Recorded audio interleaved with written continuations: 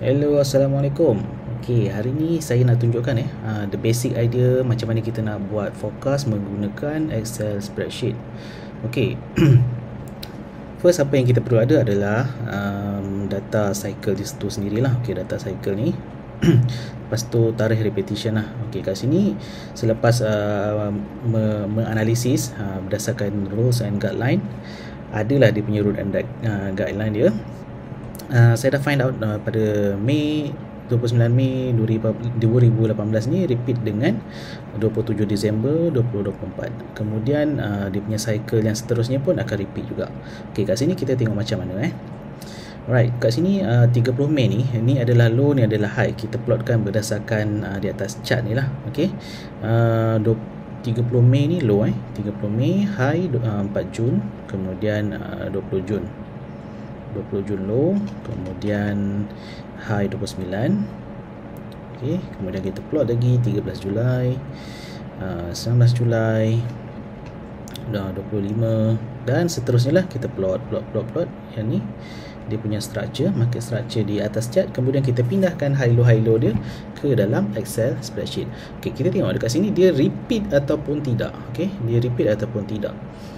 Okay, kalau dia repeat, kita boleh gunakan repetition yang seterusnya untuk kita buat forecast. Okay, so ini adalah data pada 2024, 27 Disember 2024. Sekejap, saya kesinikan sikit. Okay, 27 Disember 2024 dia adalah high.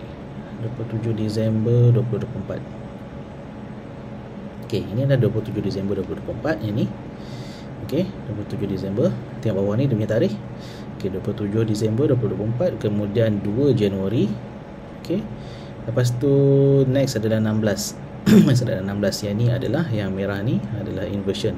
Dia ada rule and guideline dia macam ni kita nak tempatkanlah dekat mana inversion tu. Dia adalah repetition juga. So 6 Januari ni high, kemudian dia turun. Kat turun ni 16 Januari dia miss one day lah. Kita forecast 16, dia jadi 17. Itu normal.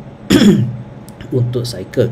Okey, 17 lepas tu 21 kita forecast 20, dia jadi 21. Lepas tu dia turun ke 24.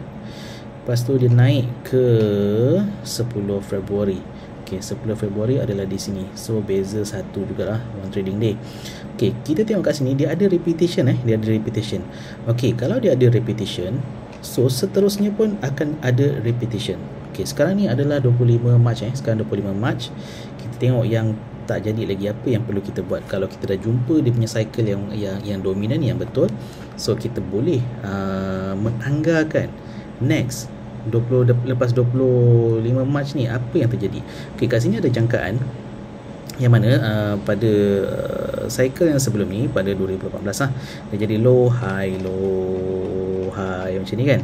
Okey, so dekat sini saya plotkan kemungkinan dia akan jadi reversal kat sini. High pada 26 ataupun 27. High 26 ataupun 27 lah. Okey, high 26 27. Kemudian kat sini ada inversion date dia. Inversion ni kita tak adalah sesuatu yang tidak pastilah.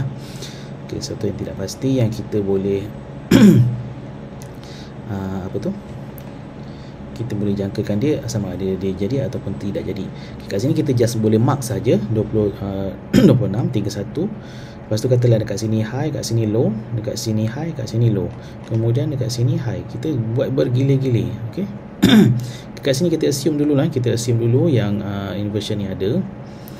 Okey, inversion ni ada high dia punya cycle tu high low high low. Okey, lepas tu sini high. Okey, lepas tu kita plotkanlah pada kita punya chart yang terkini. Kita plotkan pada chart yang terkini. Okey, kat sini adalah 26 25 26 27. So dekat sini 27 kita plotkan dulu. 27 apa tadi date yang kita dapat? 27 March. Okey, lepas tu 31 March. 31 March. Right. So lepas tu 4 March. Okey, 4 March. Lepas tu 8 March. dan seterusnya lah. March pula, April, sorry.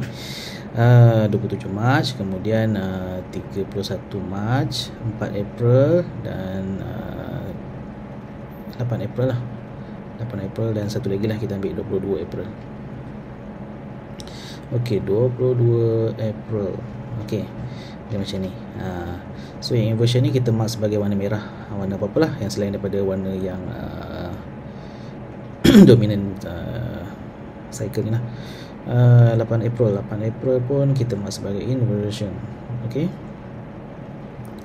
Okey, dekat sini jangkaan dia adalah high. High ni maksudnya kemungkinan sebelum high low kan, sebelum high low pada 14 Mac.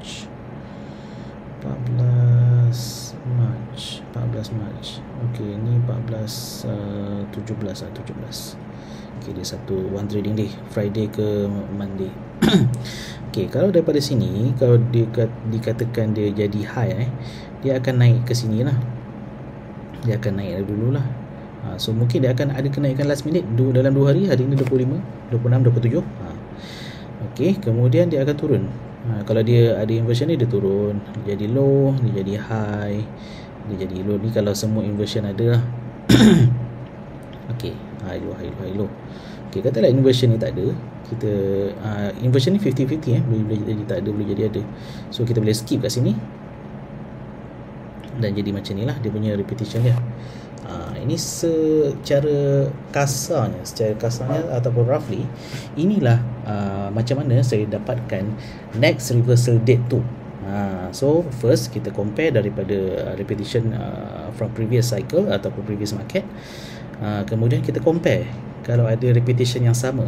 Okay, kita compare kalau ada repetition sama, so itu adalah kemungkinan besar reversal date yang akan berlaku pada masa akan datang.